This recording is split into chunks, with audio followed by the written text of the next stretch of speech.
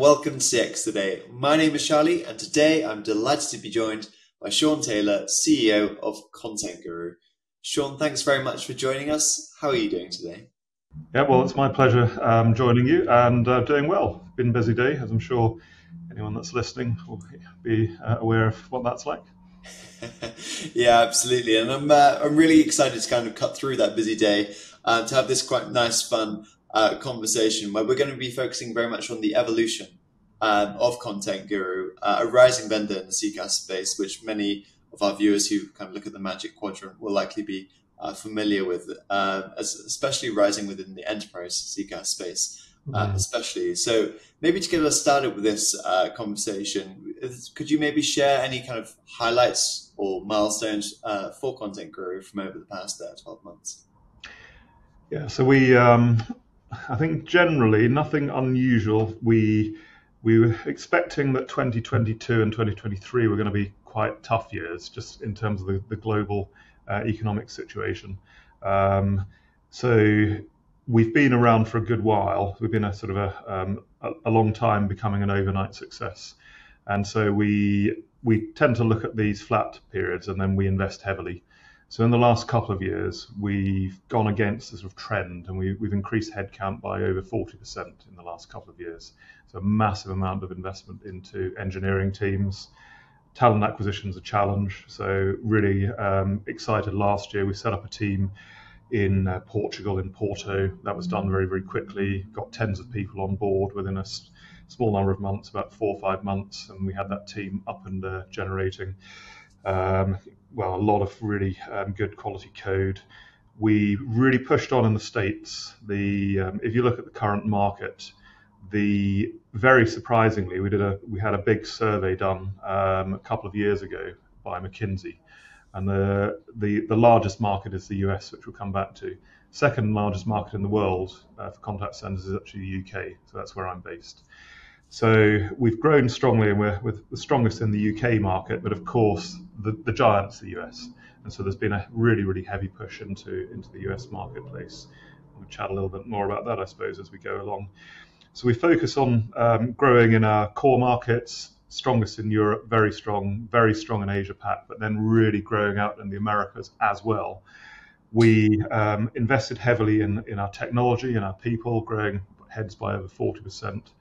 And then we've chased Captain Ahab style. We've chased some white whales, and one of them took a long while to get. But I suppose the biggest highlight financially last year was we won the largest contact center deal in the world, certainly the largest cloud, and we believe the largest contact center deal in the world.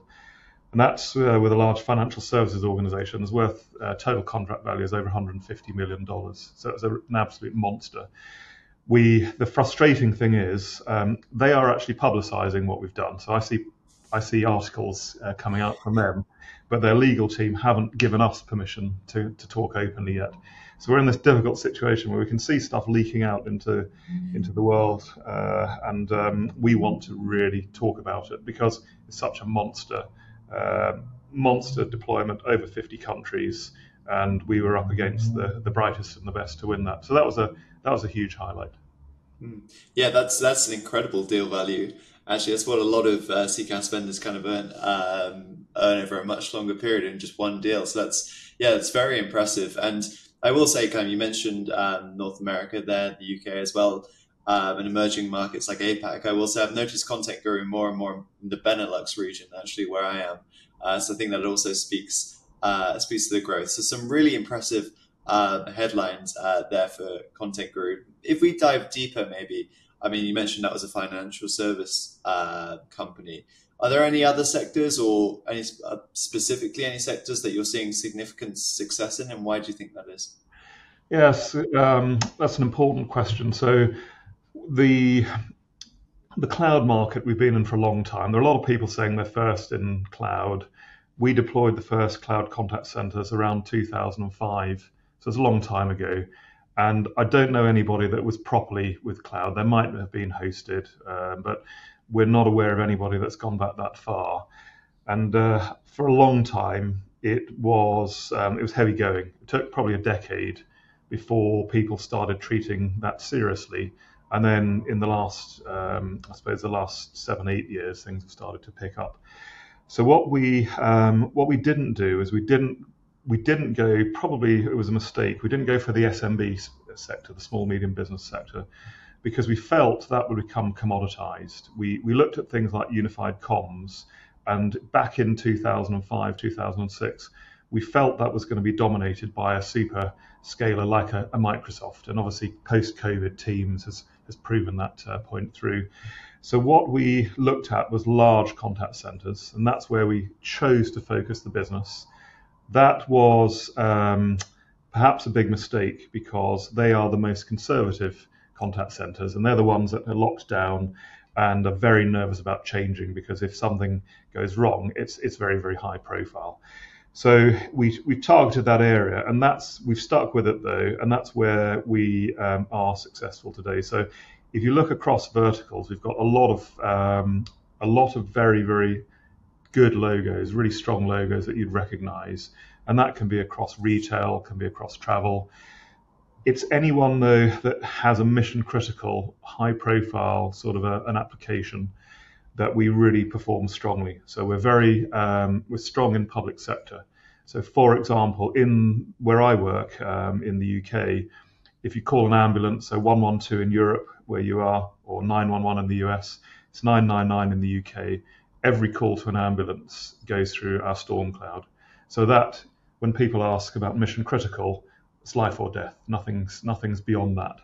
So anything that's mission critical, like that sort of environment, we've done well in police forces, and again started to pick up their emergency services, had a materially significant impact. So 2 of the police forces we deal with in the UK, there are just over 40 police forces, and there's a league table of performance for 999 services.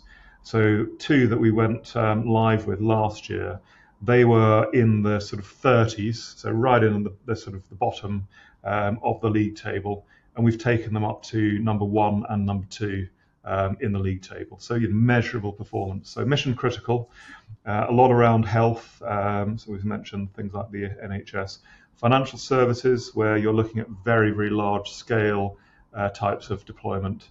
So again, some really quite substantial scale ones. If we sort of move around the world a little bit, we did something in the retail space, which was digital, so no voice at all, and that was 75,000 seats for their equivalent of Black Friday for that particular organization. So the health sector, public sector, financial services, extremely strong there. But I think any organization where it's high profile, they're worried about it going wrong, then we would look to go in there and feel that we've got a very strong case to put forward. Yeah, I think that's really great.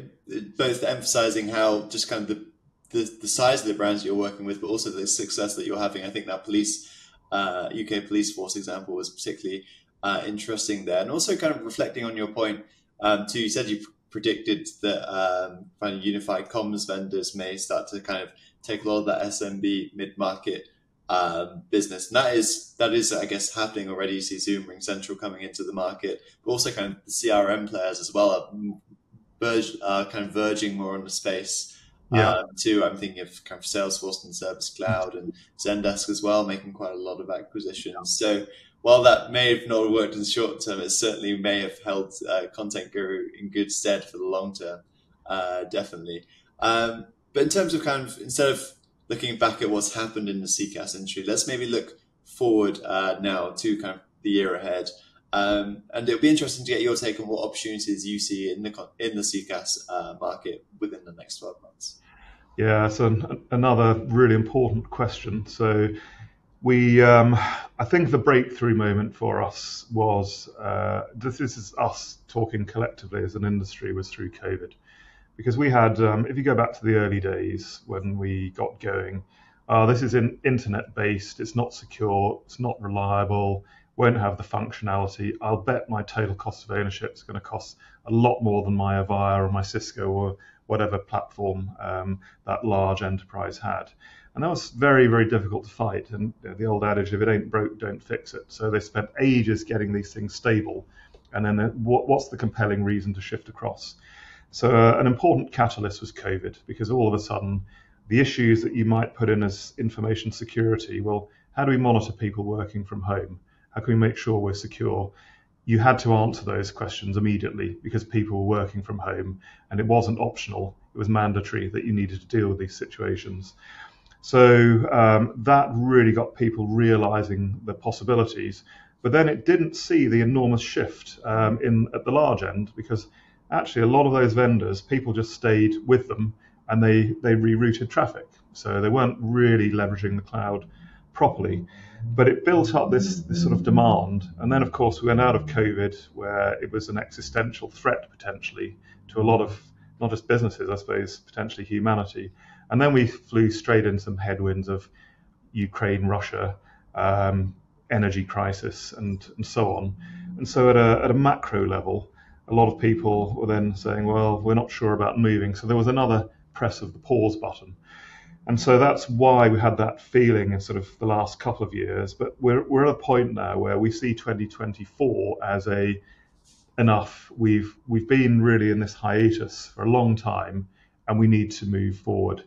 So things like generative AI, which I'm sure we'll chat about, but those pushes now in the industry, that makes us feel very, very excited about 2024 and beyond. We think there'll be a significant shift, not necessarily because the economies are going to really bounce back and grow gangbusters, but because a lot of people have said, well, what are we going to do? Are we going to carry on not investing and doing nothing because we can't carry on that way and grow or even survive?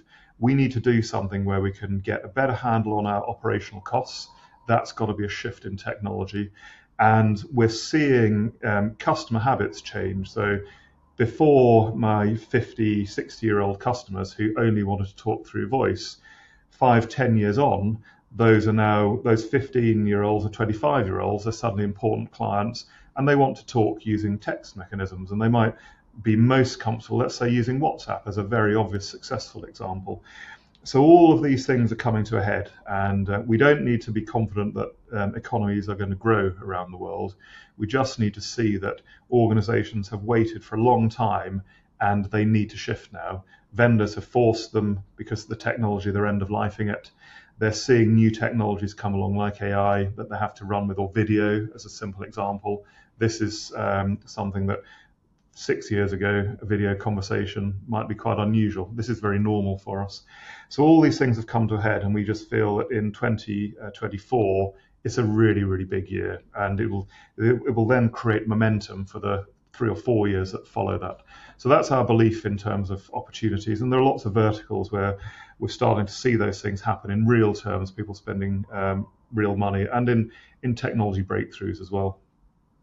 Yeah, I think that's a really great market overview. And there's just one thing I want to pick up on what you said there. You did mention the fact that we'll talk about generative AI, and it was obviously a big topic, well, across the past 12 months, really. It'll be interesting, yeah, just to find out kind of what Content Guru's approach to generative AI, what generative AI solutions you've created, and yeah, just how they're currently benefiting your customers. Yeah. Well, it's one that we talk about all the time. And so whatever conference you go to, it's just AI all the way through. We're very excited about AI, as we should be. I think we're careful about it. So because I've been around for a while, I think back to the end of the 1980s and the early 90s. Yes, I really am that old when I started work. And the big thing that we were super buzzed about, there were two technologies that were becoming quite big. One was video, and the other one was using speech recognition. So I did a lot of work in around the speech recognition space.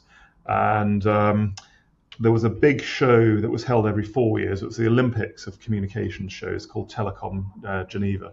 So I was there in 1995. Everybody had their multi-million-dollar stands. It was a big vanity job. Everybody was running video, and there was a lot of speech that was there. We got really, really buzzed about it. So I'd done a lot of research into speech recognition. We went out there. We did a lot of deployments for companies with speech recognition. There were things like automating what was big at the time, directory inquiries, and just talking to a machine. How can I help you today? I want such and such. And out of the first 20 projects that we deployed back in the early 90s, all but 2 of them we had to refund customers entirely and then pay damages as well in some cases because the tech didn't work. And if you give a simple example, let's take an imaginary 10-digit telephone number. You speak it, and the speech recognition is amazing, and it gets it 90% right, which is deeply impressive. But the number is 100% useless because which digit's wrong? I can't use that phone number. That's a simple, practical example of it. So when we looked at, if you look at, and you hear these terms, large language models, so a lot of it's come from this building language models and creating and foundation models and so on. And so we've come in understanding the benefits, but also with the battle scars from the early stages of our business. And so we think that AI is an absolute game changer. If we look at this now, a lot of people know the answer to the question, but I was going through last year and giving lectures on AI, and then I'd say to people, when was ChatGPT launched? This is back in 2023, so not that long ago. And people were surprised that it was November 30, 2022. So you've got this technology that everybody talks about, but it's just over a year old. But on the counter side, it's grown very, very quickly. 5 days to get 1 million users. I don't count threads, but for me, it's the fastest to 100 million users. So it's moving at a different pace. But then, of course, in the same way speech recognition had issues, you've got what people now read about in the press, which when I started talking about AI, nobody knew the term hallucinations. And now everybody gets it will, because it's generating patterns, it will get things wrong, and that's a hallucination. Now, where we operate, if we're doing something for the NHS and there's a hallucination, that literally could be killing somebody. So we've got to go in really, really cautiously for certain applications and say inappropriate, but will work over time, or actually if it gets it wrong, there's not going to be any significant amount of damage that's done. So we're treading extremely carefully, but we see generative AI as massively important. We're already seeing, in some cases, measurably, we've increased agent productivity. We've over doubled agent productivity. So that's a game changer. So if you're there and you've had high wage inflation, because last year we got to a point where there was double-digit salary inflation. Now your flat top line and your business is maybe 10, 12, 15% salary inflation, that doesn't reconcile, does it? You've then got massive profitability problems. So if you can get your per capita, your per head productivity and use generative AI, for example, with agent assist, so it's telling the agent, here are things that I can tell you, so you don't need to go through a year of training and you're already performing at a super high level. Or if I'm an emergency call handler, rather than having to type things as I go along and summarize, I'm going to send an ambulance and you need to do these things for the patient. If all of that happens in real time and it tells me you need to take this action to improve the chances of the patient surviving, or you need to be aware of this in financial services for compliance reasons, those are all, they're not science fiction, they're not nearly here, a year away, 6 months away. They're all real things being delivered today, meaning that operational productivity is going up massively for customers. And then in hand, it's not just reducing cost, but it's actually improving customer satisfaction. So interestingly, you'll see that people, because they don't expect things like empathy with a machine, when there is empathy, then they're quite surprised and delighted. Now that will, over time, as they get used to it, customer satisfaction will drop. But right now, there are things that we can draw out using generative AI, like empathy, all the suggestions that are there for people, just the empowering people to do their job faster and more accurately. These are real things, and I just think it's. People ask me, will this kill the contact center industry? it's just like digital communication. It's another enabler in the contact center industry that's just going to make it even bigger. Yeah, I think it's really great to kind of hear just how closely you're considering the technology instead of just kind of blurting out kind of a series of use cases, how you're kind of applying them across specific enterprises so cautiously. I think that's important because I guess that's also part of your value proposition. It's not just kind of the technology, but it's the expertise that comes alongside of the deep expertise of the contact center that comes alongside with it. And it's been really great to hear about not only your approach to generative AI, but also the successes that you're having in the contact center space. I think it's been a great conversation, and yeah, I've learned so much about not only kind of guru, but kind of the future of the CCaaS market. So thanks very much for joining me today, Yeah, Sean. well, thank you so much for letting us talk a little about what we've done, and I hope that's of interest to all of your viewers. Yeah, I'm sure it will be. It's always the CCaaS conversations always go down well, and that size of the deal that you mentioned at the start too, I'm sure will raise a lot of eyebrows. So yeah, but once again, I'll quickly say thank you for joining me, Sean, and also thanks to everybody for watching. Bye for now.